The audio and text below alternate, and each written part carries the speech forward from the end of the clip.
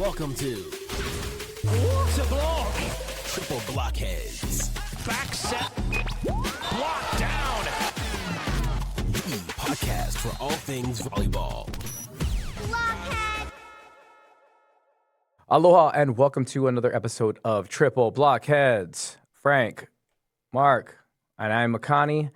And guys, every single time I talk to a young athlete that wants to play volleyball, literally the first thing they say, "Hey, can I go spike it?" Well, for you young athlete who wants to spike it, this is for you. We're gonna go ahead and talk about attacking and continue our skill progression. Talk about the attacking fundamentals, the IQ part of it, how we coach and train it, kind of the whole journey of that. So as always, we'll start at the young development age. Hey Frank, when you see those really young starting kids, 13, 14, 15s, what are you really looking at when you start talking about attacking? Yeah, I mean, if we're talking 13s, 14s, 15s, they should have hopefully some understanding of that they need to approach, that we are trying to jump and attack the ball. If we're going younger than that, then it's teaching some of those things and helping them understand throwing motions and getting them to jump and hit the ball, getting them to, what we would call an approach, but maybe you're wording that different with younger kids. But yeah, 13, 14, middle school, first year of high school, starting to hopefully take what they have approach-wise and throw some rhythm into it. Throw some what we would call slow to fast, which would be pretty obvious to us. But for younger kids, it's maybe changing them from a 3-step approach as a pin and trying to get them to be more into a 4-step approach and trying to explain and teach that it's going to allow you to hit more volleyballs in a lot of different spots and letting them get comfortable with having to go slow first, because that might be really different than a 3-step approach where they're taking up all this space right away and being really fast at first.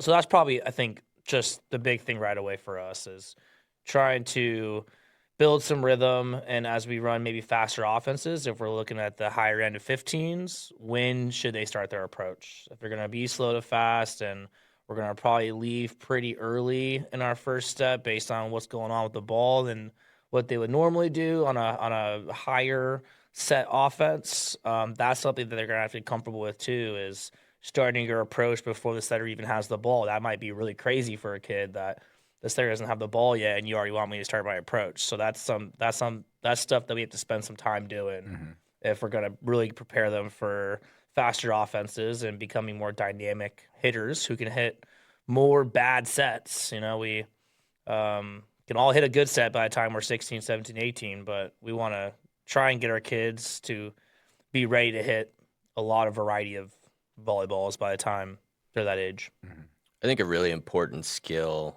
early on that could probably use more attention, especially with good athletes, is taking your feet to the ball.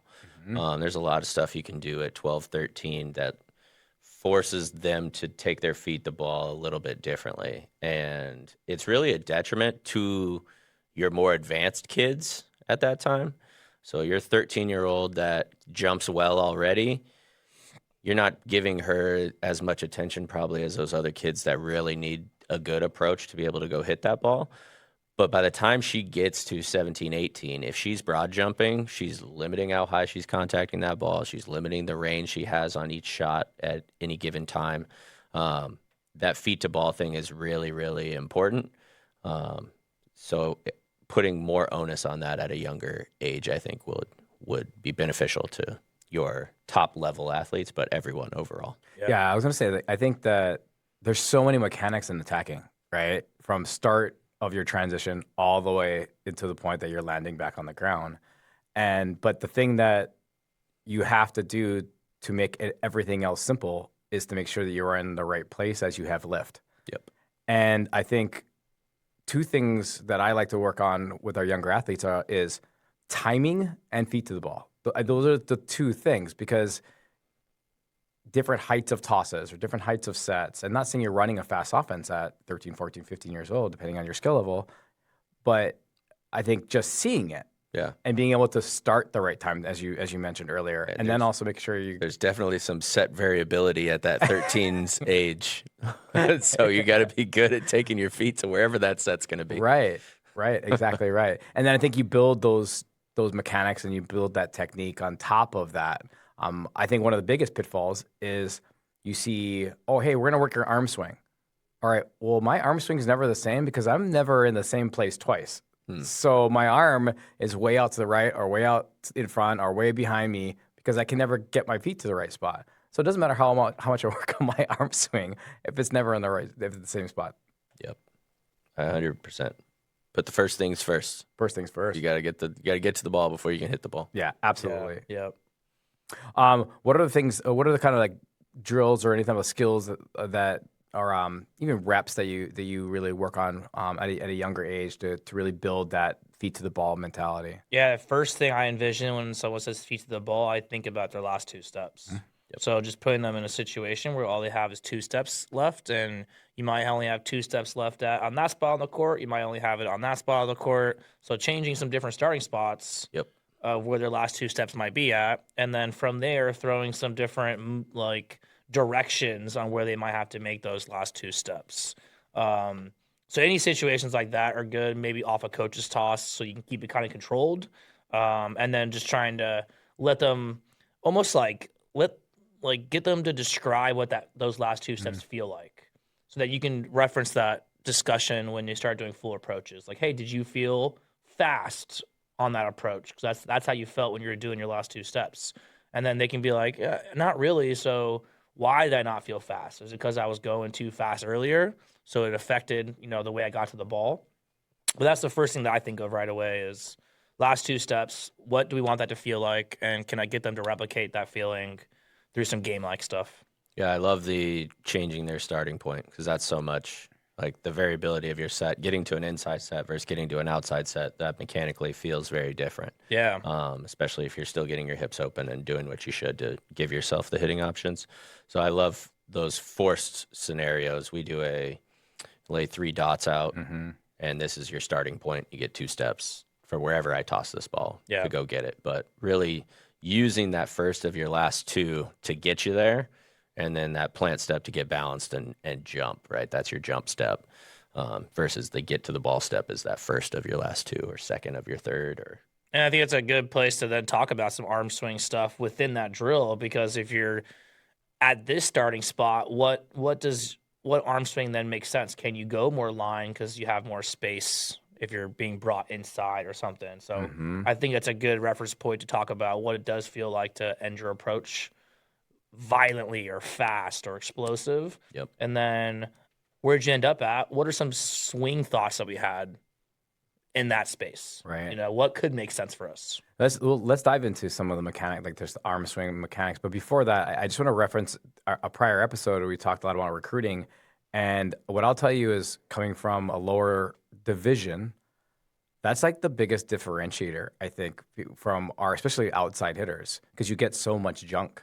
Yep. And we have to teach that at those NEI Division III, depending on where you're at in those levels, like how to approach the ball. So if you want to differentiate yourself as an athlete, like this is never too late to work on this. Yeah. Because that is a key differentiator, especially if you want to be an outside hitter, because you're going to get the junk ball. Yeah. Being able to hit an aggressive step close from 8 feet off the net is like really important. So, and like if you have a really dynamic or really build slow to fast, that's something that gets marked by coaches right away. That's something that we can ID like, ooh, that's nice. She's going to be dynamic in situations where she doesn't have a full approach. That's a big differentiator for a pin hitter at that level. One of the other things that I really like in gym that I think helps to that kind of building that acceleration feeling, that timing, that rhythm is some self-toss to attack stuff. Yeah. Because nobody's a very good tosser to themselves. So that ball's going to go any number of places, and you got to work to really get your feet to that ball to then go swing. And I think the natural progression from that is to put obstacles in front of you. As you progress and as you get older and are getting closer towards college, I don't want our kids swinging on an open net ever. There's always either a defense or block. And if there's defense, then we have fake block up, noodles, elastic, whatever it is. So we're always having to hit over around something into something else. So if you have blockers on the net, then you can put jump boxes or lay carts flat, whatever, but create obstacles in a defensive position. But there's no need for a kid to swing on an open net because they will get to do that no times in a game, unless it's like a random overpass or your setter does a really cool job faking out that middle. But we'll make an error on that ball. I was going to say, happens. don't bomb that one out of bounds. That's what happens. That volleyball gets so big, and you're like, oh, my God, I'm going to crush it. Right into the net is where I'm going to crush it. Yep. So you talked a little bit about, some of the things you're identifying in that attacking technique. What are ways you can train that slow to fast? And then also what types of arms that you are looking for? What is the mechanics in the arm swing that you were looking for that is going to be sustainable, right, as they progress through those levels? Gotcha. From an approach speed training stuff, one kind of fun visual cue is multicolored tape, right? So you start with like red. You have a little patch of red, and this is like my starting point. I'm going to be stopped here generally, okay? Now this section is yellow, this next section, and then into my biggest last two is going to be green tape. That's just a nice indicator in visuals that kids can understand that red means stop, yellow means cautious, green means go. This is how we want to kind of flow through that approach. So if you're introducing this concept of slow to fast, I think using other elements, tape, whatever, is a good way to do it in things that they already comprehend and understand, which are traffic lights or whatever. So I think that's a good way to go about it. I think the other thing that I've used and liked is a little bit of elastic. You just wrap it around their waists. Mm-hmm. You're going to start moving, and you're going to feel some like pull against you. And then when I let go, we're going, like explode and go after it. So they just feel like I'm going slow, and now this is different. And the difference is what we're trying to look for when we're trying to build that speed.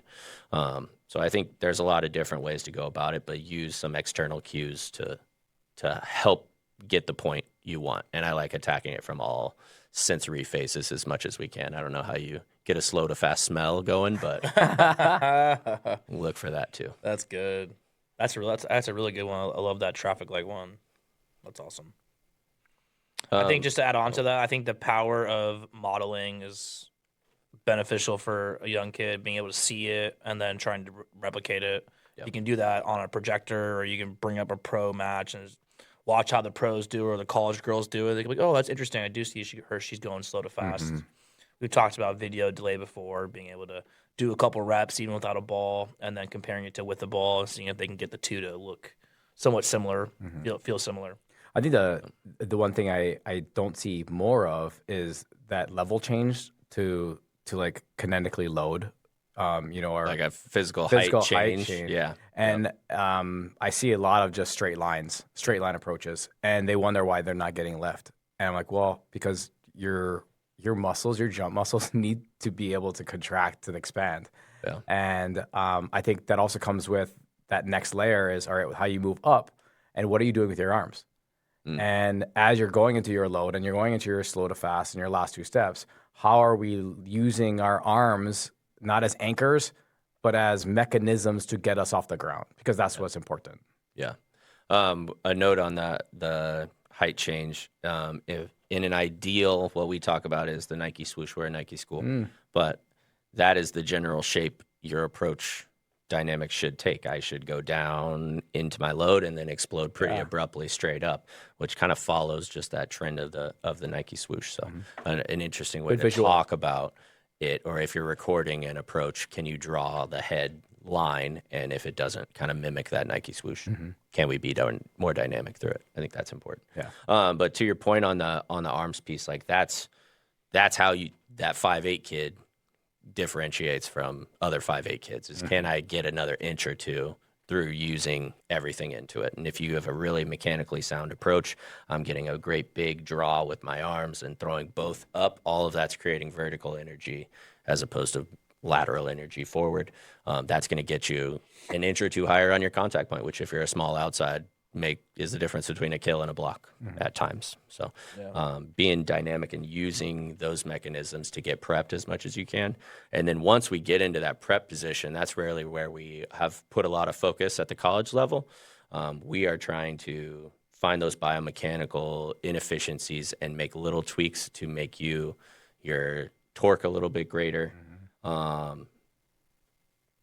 foot speed, right? Arm speed, all these things that we're trying to work through, like what are the little things we can do? And the big thing that we found is how you open up. When we're introducing it to use, we talk about bow and arrow, right? I'm drawing my bow back. And I think what's important to note is the same way you draw a bow, how far you draw is how much power you're going to have coming back. And I think that's an important visual for kids to understand is like, if I only draw to here, my arrow's going to and peter out. But if I get a great big draw, now I have a lot more working for me. That's going to send my arrow a lot faster. So that's an okay visual to use as they prep. And I think it's a decent move, right? We've kind of progressed away from elbow high on your draw. That's not a thing as much anymore because your jumping levels are changing. Correct. Whatever. It doesn't make mechanical sense anymore. So if I just think about how I draw directly back, now my elbow's going to go get that ball because I got to go get the ball. But I'm in a much more powerful, ready, loaded position to release some of this kinetic energy that you just built up. Yeah. Your back to front changes based on your contact point. I mean, that just physics. So for those athletes that are the high division one, the back to front, like straight back to straight front is that's how they're getting the most power with the most torque, utilizing their entire core to increase MPH. Yep. What about those younger athletes, or maybe that 5'8" outside who is a decent jumper that is touching 9'5", 9'6", right? Like you're going to go a little more high to low, right? Same draw, but your release is going to be a little different because you're going to have to go get the ball a little higher. Otherwise, you're not going to get the ball over that, especially younger kids. And I think that's why we think about progression and attacking. It does progress based on how you are developing is your physique. So what are the cues you talk about from like those littlers that are still trying to contact, trying to be attacked, trying to be effective, but maybe they're still only touching 8'6" or 9 foot? Like what are those cues? I think your arms. There's two parts. One of them is something that we see still with all the age groups, even the older kids, and that is like syncing their draw based on speed of offense and when they can get to their hitting window. So if offense is fast and they're late getting back and they're only like right here, like Marc was showing earlier, they're not as far open. They're even as a 17, 18-year-old, they're still only going to have limited, attacking range. And then I think with the younger kids who are tinier, something that I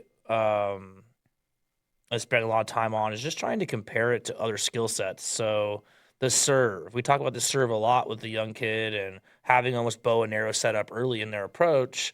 Let's take kind of that same idea and bring it front row and think about attacking the ball almost in a similar fashion too. Like we're float serving the ball as an attacker, and they can take that same feeling that they have in the serve and bring some of that into the approach as they're also managing getting their feet to the ball and whatnot. And that's probably the other issue that we have with all club kids is let's limit how much we're trying to bounce the ball every time we hit. And it might work. It might work if you're the really tall 15, 16-year-old going against smaller blockers, but that's not going to be your life forever. Everyone's going to catch up to you the more elite volleyball you play. Everyone's going to be bigger. So getting them to understand that deep is good, hitting the wall sometimes is good, and trying to praise that sometimes as coaches, and especially out of system. I mean, even our 18, 17-year-olds is a conversation that we're always having is let's almost try and float serve the ball deep if we're off the net a bit so we can get trajectory that's flat and hits high hands. And so let's talk about that. So I think sometimes, especially for the person who just likes to watch volleyball, hasn't really played a lot, is, hit harder, score more. Sometimes. But really, a true effective attacker is going to do things at multiple levels, right? Multiple speeds, multiple situational decisions. The decision part of it is key. How are you guys looking at, training A, toolbox, what tools can you use? And then B, when to use which tool in the toolbox. You're not going to get your wrench out if you're going to need to screw in a screw. So you could, but it wouldn't be effective. It wouldn't work as well as you'd want it to. Yeah, those are kind of split for me. So if we are in our exploration phase, that's like box work, right? What can I do? What am I physically capable of doing? There's no good, bad, indifferent. We're just finding out. We're exploring. So we'll get on a box. All right, face this way. What does it do if your middle finger goes to over here? You know what I mean? Or my thumb comes up. Like, how much cut are you able to create? Okay, face this way. What is this? What does it do? So we're just exploring our range, getting them familiar with what I can make my hand do. Then we'll take that into a little bit semi-controlled. Maybe it's me and I have 2 shovels and I'm moving the block around, and sometimes there's a seam, sometimes there's line, sometimes there's cross, sometimes it's closed, and we're going to try and work through some of the vision piece. We will do some video delay with that, and then we can hit 3 balls. Now we'll watch, what did we see, what was actually there, and have some reflective and learning in that process, which I think is really important. Post just a couple reps, it lets them catch their breath, and then back on, let's get a few more. I think those have been good ways to intro the idea of IQ and decision making. The other piece is in film study. We do a lot of breakdown of, okay, what did you see here? Take me into this scenario. If you were to do it again, what other shots are available to you right now, I think is important. Like, okay, you hit this ball 2-1. If you were going to shot here, what would it be? And where did you get your information? And it's usually from, what did my off block do? Or what did my left back, right back, depending on which pin I'm at. Like, how am I getting the information? And just having that conversation, now maybe they check what their off block does after they land, whether they tipped it or not. And now they know where their outshot's going to be moving forward. And that constant conversation allows for IQ development to happen. Totally agree. I think the most important thing he said is what all coaches take away is asking the player, what did they see? And don't assume that you thought that hitter made a decision based on what you thought she saw. Yep. Asking her what she saw is going to help you as a coach direct which way we're taking this IQ conversation. Do we need to have a blocking vision conversation? Do we need to have a defensive scheme digger talk behind? Like, what they see is, I think, just a constant question you want to ask in timeouts, right after a play, in training. Tells you so much about the progress of their IQ. And I think it's important you can start those conversations at an early age and just make it simpler, right? Yeah. Hey, before you're even doing this, is the libero in or is she not? Simple. Like, you don't even during your skill, you already are doing this before the serve. So you know that. All right, you're progressing a little more. Did someone block or did nobody block? Yep. Did I get 1 or did I get 2? Which one was it?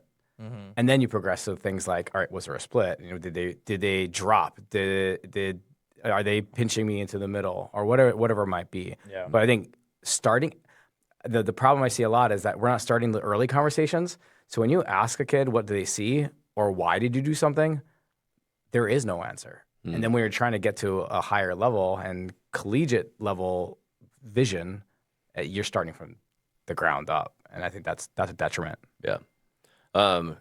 Real quick, just on the verbiage and power of words there's a big difference between asking a kid what did they see and why did you do the thing that you did, right? One immediately puts you on the defensive. That's the why, right? I'm being attacked now. Why did I do that? That can be taken not in an educational way. So important distinction there. So if you're asking what's a curious question. What did you see, right? I want to know versus why did you do it? It's like, why did you do this action that I don't want? You know what I mean? So I think definitely want to ask questions. It's important, the phrasing and verbiage that you use through that so that they feel open to or feel like they can tell you that there isn't a right or wrong answer. And ultimately there doesn't need to be at that moment. There's right? a cause and effect, Yeah. right? They did it for a reason. So, Hopefully. Right, hopefully. Yeah. Or it was just mistaken. That's okay too. Yeah. I mean, it happens to literally everybody. Yeah. Definitely. So when we talk about, we'll get to talk a little bit about traits on every single hitter because we're kind of talking about attacking as a whole. Yep. But there are differences, obviously, within being an outside, a middle, or a right side hitter. Do you have any preferences on how you combine those in trainings? Is it a pin a pin? Is a middle and a right more comparable? What are your thoughts? I think it depends on your roster. I mean, that's probably the first thing I think of is why would a pin only be an outside? Well, that's because maybe we have a lefty right side, so we always want her over there. So I think it's based on the roster. But as you go through serve receive rotations and you're trying to figure out how to be really dynamic with the things that you can do on offense, I think it's important to train a little bit at middles hitting a go ball or a lefty hitting outside for a rotation because you never know, and you might want to sprinkle that in to side out at a crucial time or something. Yeah, I think there's benefits to both, and it's definitely the people you have. I think the potential added benefit of doing a middle right training pair is they're going to make block moves together more frequently than anybody else in any other pairing scenario, so you get a little bit of that. The other thing that I like is double quick flexibility and FBK stuff. So first ball opportunities. If you have a right side that used to be middle, now we're opening up a lot of more creative overload, double quick with an outlet. That just can add a different wrinkle, right? If you have less terminal pins, maybe this is a method that you'd want to take. Now, if your pins are bangers, then I'm going to put my banger pin on the left, I'm going to put my banger pin on the right, and that middle is going to do what they do, and that's okay. You know, Yell loud. Yeah, yeah. Draw that block. Give me a split. Yeah, but I think it's a situational thing, but there's definite advantages to both depending on what you're into. I have personally worked in a pins as a pins system for most of my career. So let's talk about an outside specifically. So what are some of the traits that you're looking for in a outside that is at a high Division I, or even just to take levels out. Let's make it just a successful outside. A successful Absolutely. I think tangible things that we're looking for, you need to have a terminal arm, and that takes a lot of different paces, right? That could be I have lots of shots, I use the block really well, maybe I hit for a high velocity, but we're looking for terminality of that. Like how frequently are you killing the ball? Okay. We want outsides to be lower air. As hitters, if you have kind of a wild arm, that's going to be hard for you to be an accountable pin hitter for us because you are going to get the junk sets, the balls that are 15 feet off the net. I need to know that you can just chop that ball at the setter, whatever, and still manage that rally effectively. So that's an important piece for me. The vision piece, you're going to face double and triple blocks more than anybody else that is closed. So my vision on what I'm doing when I'm attacking is really, really important. And then the secondary skills, right? Your passing, your defense. Passing probably takes a higher precedence for that outside because I would like for you to play 6 rows. And even if you don't, you're probably still passing 2 or 3 of them. And we got to be able to at least center that ball 2 passes so they can get it off of you. And then the last piece is the blocking piece. Can I help in the middle? Can I track a slide? Those are some just skills that we're looking for, but the attack piece is the most important. Most specifically, probably the out-of-system attack piece. That's the thing that you will do more than any other position on the court. And if you're good at it, man, can you do some great things. And if we're not, then we got to continue to work at it. Just curious, do you start thinking about different traits between your L1 versus your L2? A little bit. I think the big difference for us, the L1 probably needs to be a bit more terminal. It's going to have to carry a few more rows with that setter front row. If you aren't a great passing team, that means they're going to get a lot more balls in those 3 rows, 2 rows that they're up with the setter. So they're going to have to be able to put that ball away a little bit differently. Now, the way that changes is if your L2 is great hitting out of the back row, that's the great equalizer. Now my L1 doesn't have to be as terminal. Typically, you're going to want your L2 to be able to pass a little bit better. That is the most conducive serve receive lineups to get your libero in middle back as much as possible is making your L2 a primary passer in that as well. So a little inside baseball for y'all, but that's what we're doing. Yep.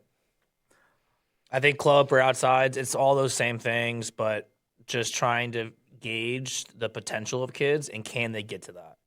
So, you know, we're going to have wild arms. That's just going to be the nature of club. We're going to have kids who don't have great rhythm yet. We're going to have maybe a pairing of outsides where we have one girl who's super athletic and another outside who is undersized but has great ball control. Might not be an outside in college, might be more of a DS, but in club, that kid can still play outside and be pretty good.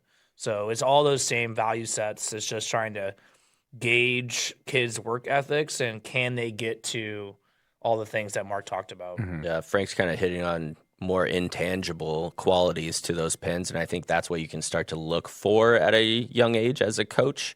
Start looking for these qualities in positions that will, like, these are things that will lead them to be successful in this position moving forward, and maybe that leads to a position switch if that doesn't align. But some of the things we're looking for from a pin hitter perspective, right, that short memory, you're going to make errors and you got to be okay with it because you're going to get crap balls, and that's the role that you're in. So we got to be able to move past that pretty quick.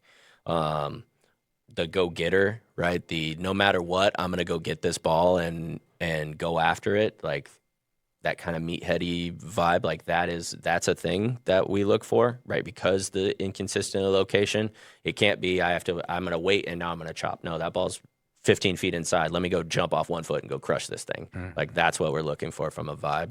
And then steadiness is what I like. And that's probably more of an L2 type of thing, right? That anchor kid that's always going to be pretty good and like never too high, never too low, just like does the job and keeps everybody going in the right direction. I think that's an important trait for those hitters as well. Can't believe we haven't talked about it, but plays off-ball defense.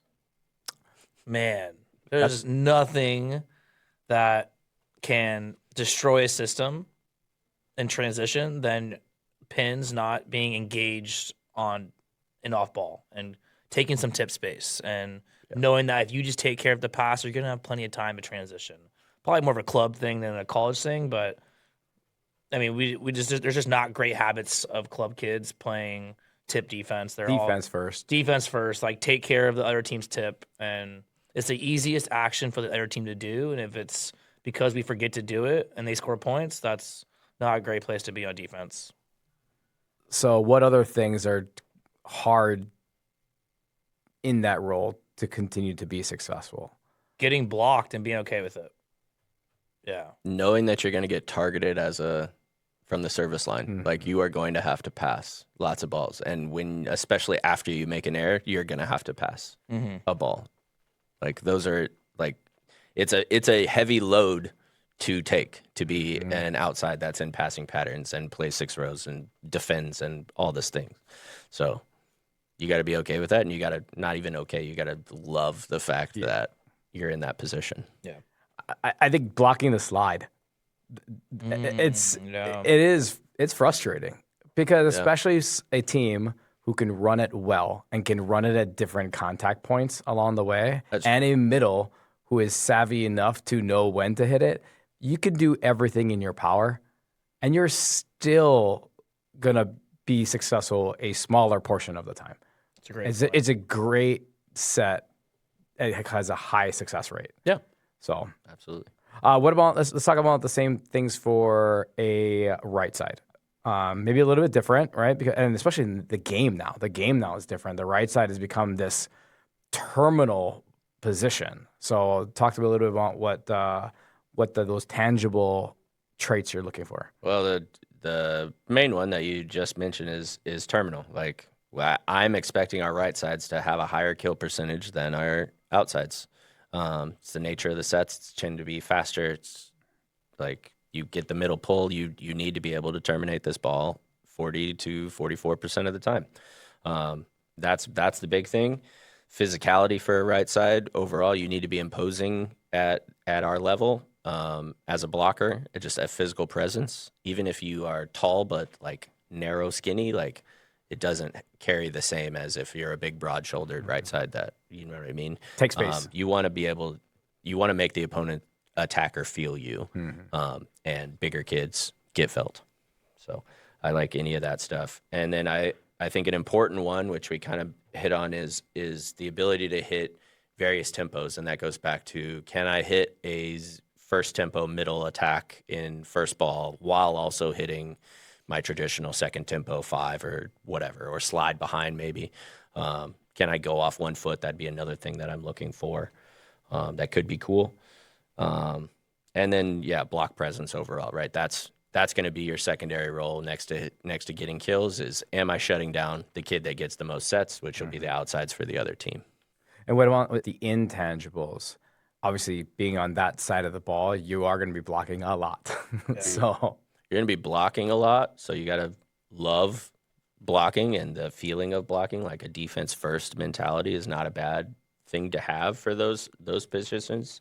I also think it's kind of a meathead, like more even than the left side. It is, I'm going to go get this block, I'm going to go get this kill. Like there's no in-between or gray area about it. It's like, I'm scoring or I'm blocking you. And with that kind of mentality, good things will happen on the right side for you.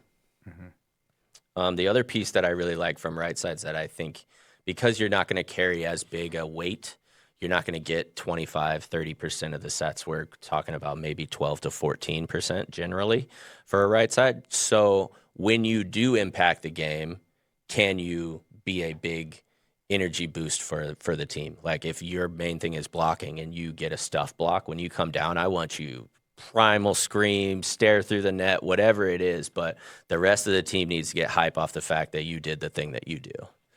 And I love that. Love that too. they have the most opportunities to create the biggest energy play in volleyball. 100%. Yeah. So I mean that is a gigantic thing there, which also could be the hardest part of the game because you have to be lining up. Because if you're going to defend that many balls, and that block is our first line of defense, and it sets everything else behind. If you don't do it well, like everybody else struggles behind you. Oh, for sure. Yeah, mislined up blocks, especially out of system. That's where I see it more than anything. Like in a situation where kids are only getting kills 15% of the time, if you miss that lineup, they're going to get a kill now in a situation where they shouldn't have got one. So that's the lineup piece is definitely a huge and very important part of that blocking piece as much as the physicality. What else is hard about the right side? Most of the off-ball defense. Still. just really want somebody to play off block, please. You guys can figure out how my season is going. There's no underlying message here at all. At all. That's funny. I think the hardest thing is that most of the time they're right-handed, right? So my attacking arm is on the sideline side. Anything that is inside is now hard for me to get my feet to and not eliminate over half the court that I can swing into, right? The real challenge for any right-handed person over there is, can I get inside and still swing down the line? And if that's not the case, then we need to be better getting our feet to the ball when we were 14.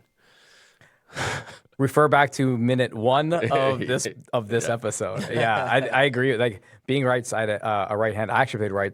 I played right side in high school. By one of my years, and that was the biggest adjustment. Is the ball coming from a different side, waiting over your shoulder, tweaking your approach in different ways. Do I go inside, outside? Do I go outside, inside? Like it was. Yep. That's the hardest part, I think, of being a right side, and being right-handed for that. So middles, we're not leaving you out. What are we looking at from in the tangible side of a successful middle as an attacker? Well, this is my position group. This is what I train at Iowa State. This is where I've trained a lot of places. I have a lot of respect for middles and the lack of attention/appreciation they can receive, because that's one of, if not the hardest position on a volleyball court, what they're asked to do in a play-to-play basis. So tangible things that we're looking for, that I look for in middles that I really like. Length, right? Arm length specifically. If you're 6 foot, but you have a 6'3" reach, that can go a long way to help the fact that you're only 6 foot. Lateral quickness, obviously really, really important. We're thinking about how we can close to the pins. I would throw explosiveness into that as well. So not just speed turnover, but are you covering ground, right? Are we powerful through these moves that we're making? And then probably a rhythm piece is probably an underrated skill to have. If you're going to be a swing blocker, you got to be able to adjust to the tempo of some of these things. We got to be able to feel out some of that rhythm. So an interesting way to look about that is like, can your middles dance? Like when they dance at practice, do they look ridiculous, or can they like follow that TikTok trend pretty well? Because if they hit it on the beat, they can probably be a pretty good middle. If they can't, or that's not a strength of theirs, we're going to have to figure out some ways to help them. So middles out there. Get Second link to your recruiting email is your best TikTok. TikTok dance. Yeah. I agree with you. The middles seem to be underappreciated because their job is so hard. And a lot of times they're the biggest kid there, especially early in club.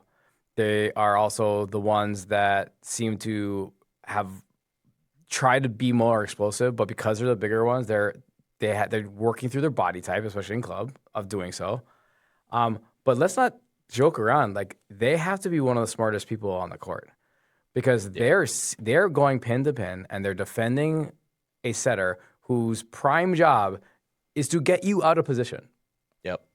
So their IQ is something that I think is really underappreciated in that sense. Yeah, and that's a big thing when they get to our level is now we're talking about the difference between getting a closed block and not are tenths of seconds less than, but hundredths even sometimes. So how can we get an advantage, right? Where is that ball passed relative to where does this setter usually like to set? Like there's a ton of situational IQ stuff that they have to be aware of, and the good ones are really good at it, probably so much that you don't even notice. Right. Like by the time you see the setter on the ball and they're already at the pin, you're like, whoa, how did they do that? It's like, well, they're smart and they paid attention and you were watching the ball the whole time. They just categorize it as she's really fast. Where it's like, no, she's got probably great eye work. You know, she's reading things that she's been preparing herself to read based on the setter's habits or the rotational, habits of that team's rotation. Exactly right. Yeah, and that's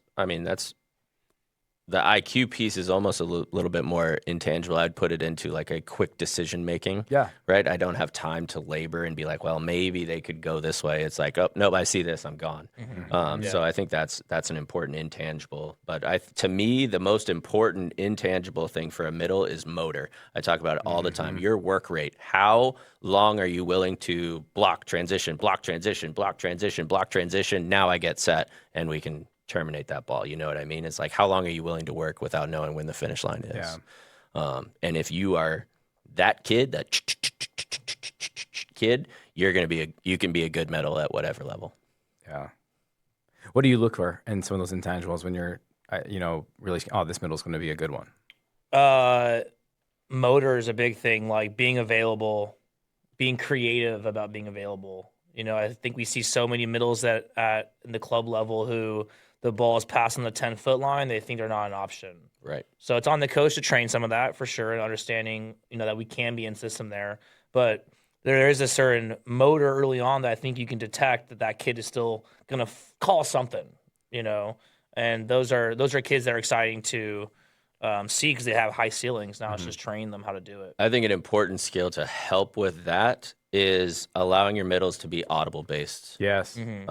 More than play call. Yes. Especially at a FBK, because it just allows for them to feel that flexibility of like, if the main goal becomes being an option versus the main goal is hitting a 3 because that's what was called for me, you'll find that they'll progress a little bit quicker. Yep. I think we didn't really spend a lot of time on kind of some of the different fundamentals and the skill set technique from middle, because they're a little bit different, right? Because it's feet to ball, but in these cases, you're anticipatory with the ball and trusting your setter because you're running the tempo that you're trying to run.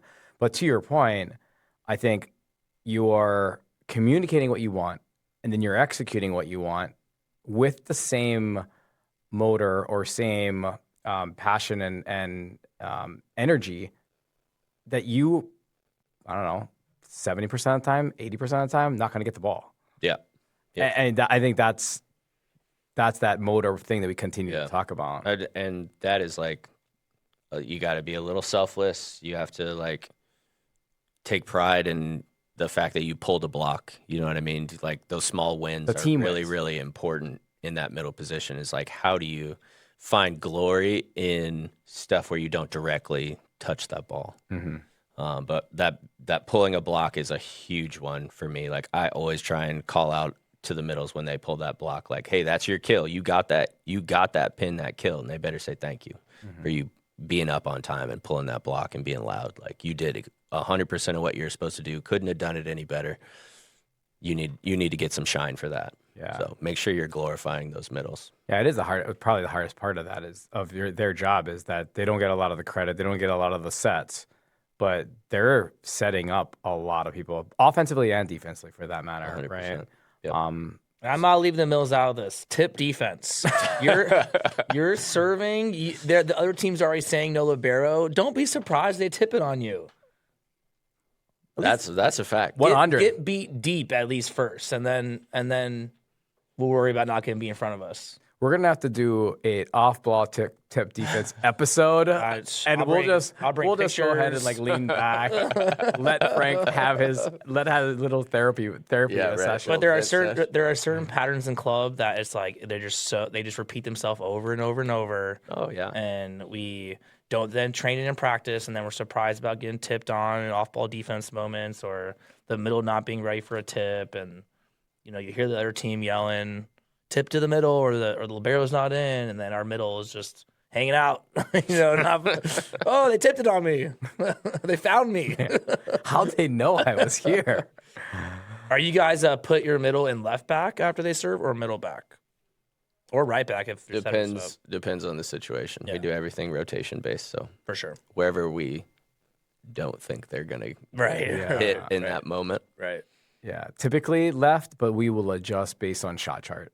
See sure. who's on the other side. So it's like, is it harder to find them in middle back? Or is it easier to find them in left back? All you have to do is just tip short. I think the big thing is like don't keep them in the same spot the whole time. Yeah. If they are like intentionally trying to target, Yeah, move them around. like if you hear them talk about it, be like middle's left back. Like that middle's not left back next time we go and try and do this. So Now, if you're playing, especially for you guys, I'm interested, like, when you're playing against a middle who's serving, do you guys tip short right away, or do you just be one step ahead and tip deep, tip overhead?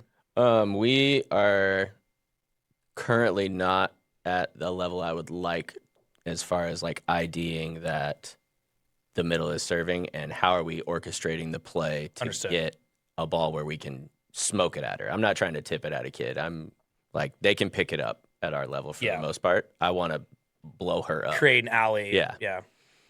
Cool. But we're working through that a little bit.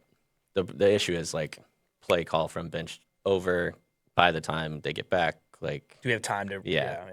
do we have time to actually execute, or is it just ID that middle's going left back? All right, let's maybe get a ball over there if we can. But that tends to turn into, okay, let me just throw this easy ball. I'm like, well, obviously she could pick it up. She's a D1 athlete. Like, she could pass that. Yeah. It's right to her. Yeah. Cool. Then you get the momentum swing on the other side that the middle dig. Ah! Yeah. Middle is take your pepper in seriously, man. Take those ball control reps for real. Yeah, any small group stuff, like you may think like, oh, I don't ball control, so I can't do this stuff. But any of that's narrow court doubles, short court doubles, any of that stuff, like that will make you so much better at ball control. And serve receiving short, taking balls off the tape. Like, as coaches, you guys we're responsible for those situations too. Like, Yeah. if we're doing serve receive stuff, the middles have to be part of that. Don't just make it three people who are the only ones passing. Yeah, Totally agree. 100%. So the last thing we'll talk a little bit on is, so this session is on attacking. We talked a lot about going, pin to pin. Yeah, my middle bad. attacking. It's all good. It's all good. It's volley. It's right? not about off block defense. Yeah, my bad, my It's not bad, about my off block bad. defense. Got the hint. Around just offensive systems and trying to get our attackers in successful places. We talked a little bit about this in setting prior to, but I think attackers are equally as responsible to driving the system and strategy itself, and also making sure it's successful. So, as a coach, what should I be thinking about as I formulate my offensive strategy? Yeah. Everything, like we've been saying, should be based on what you have at the time, but there are some different systems that are more beneficial for different whatever you have. You know what I mean? So let's say you don't have the one big banger. You're a pretty average skill-based team. I'm going to keep that a little bit more simple offensively. That's like less cross plays, more just like go 5 with a middle that runs a 3 or an A. And I'm going to base how I want our setters to set on how they're defending our middle, I would say. So if they read, we'll do something different than if they front. We'll set somewhere else. But if we're not a great passing team, your offense needs to be simple. Or you got to be really good at training the audible out of it, which at a young age, that's a hard skill to know that I can't hit this thing that I'm supposed to hit. I should just stay out here and communicate it in time for that young setter to process and go. So mid-level, keep it simple.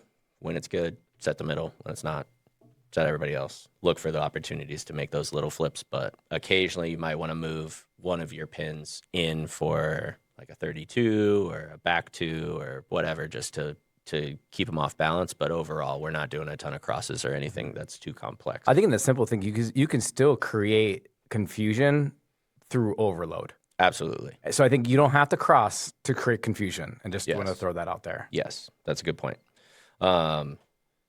But if you do want to cross, if you want to do these cross plays and different kind of fun double quick stuff, things that I think you need a banger, right? If you have a banger, then everybody knows you have a banger, and it's about how do you move that kid around to get her different looks when everybody knows she's going to get the ball. So that's a good method. If you have a banger on the left or right, I'm probably being a little bit more creative offensively to get her more one-on-ones when people know that we want to get her the ball. The other piece I would say from that is we got to be able to pass really well, okay? Because if we're going to run these more complex plays that eliminate 2 of our options if it's not a good pass right away, we got to be able to be in system more often than not. And with that, the education to the setter. It's like, if we run this play, this is your outlet, right? If you don't like it at all, this kid gets the ball and we're on to the next. Right. You know what I mean? They need to know those things so they're not trying to force the 2 that comes in and now it's a triple block and you're like, wow, why would you do that? But what'd you see there that made you set that into that triple block? Yeah. You know what I mean? I think that's the big thing. Those are probably the big things. I think you said something that I always, when I this for setters, but also for attackers, know who's the outlet, like who's the valve. Yep. And equally as important for the attacker, because if you're the valve, you can't be caught proactively covering. Right. But it happens because you get caught looking, especially if it's a cool play. Yep. Awesome play. Everyone's really excited about it. You're here, and I'm the valve. I'm looking at it, and something wasn't right, and the setter's like, I need to bail this out, and I just get caught looking. I feel like sometimes the person that is the outlet is the best option still. Oh, a lot of times. If Many you're running times. a combo, everyone's worried about that. The person by himself is the one that has the one-on-one. Mm-hmm. That's a great opportunity to get your banger kid one-on-one. Like run some action away, look at this distraction, and then kick it back or set over the top of it. Exactly. Mm-hmm. Or using your banger to help other kids get open. Absolutely. You know. Yeah, using them as a decoys, I think we've done that a lot in the past, especially early in matches. Yep. Because it's somewhat counterintuitive, but if you know that they're just going to go overload one side, getting another kid hot, say their second kid hot or your third kid hot, and then you can always rely back on your banger. So that's such an interesting way to look at your team. Is if you were scouting against your own team, like what things could you figure out on your team, on your offense? I think that's going to tell a coach a lot, especially like mid-season. You have all this film. Like, you're going to learn a lot about your team if you were having to play against it. Mm-hmm. How would you block in certain situations? And is there a way to throw in certain wrinkles so that you're a little more unpredictable when it comes down to the last, 5 points of a set? Yeah. I 100% a mid-season do a scouting report on your own team like you would any other team is a very, very valuable thing to identify some inefficiencies that maybe you didn't realize, Yeah. or especially from a distribution standpoint, you might be getting pretty skewed in a couple of your rows that maybe you don't know if you're not checking it regularly. But Yep. that's a really important skill that can help you through a midseason lull, through just continuing to advance as you've qualified and looking for those next steps. And to that point, I think you can use data, but the data can be skewed based on scenario. So using the eye test plus the data, I think is always is a good double check and a validation that the data is telling you what you think that is actually happening. Yep. For example, your distribution of I'm heavy on the outside. Well, you are because you're not passing very well, right? The data will show you're not passing well, but then is it just that, or is it because there's an overflow on one side or the other? So I just think there's a lot of art and science, I guess, to how we set our offense up. So with that being said, we talked a lot, and this session was great. We talked about all the way down around fundamentals, and we branched it all the way through, how we create offense strategy, what are we looking in traits for these different attacking roles. I think it all starts back that you can't do these really cool things if you don't get feet to the ball. And you're not having the right timing and you're not communicating. So I think fundamentals are everything, and then you can do all the other amazing things after that. So Definitely. Thanks for joining. Triple Blockheads, we're through attacking, so we'll continue to go through. I know someone's asking for blocking. Hey, we're coming. We're continuing to progress. It may or may not be the next skill we go. I don't know. Just stay tuned. So thanks for watching. Thanks for listening. And until then, Blockheads. Blockheads. Thanks for checking out this episode of Triple Blockheads. Make sure you like and subscribe on your favorite podcast platform so that you never miss an episode.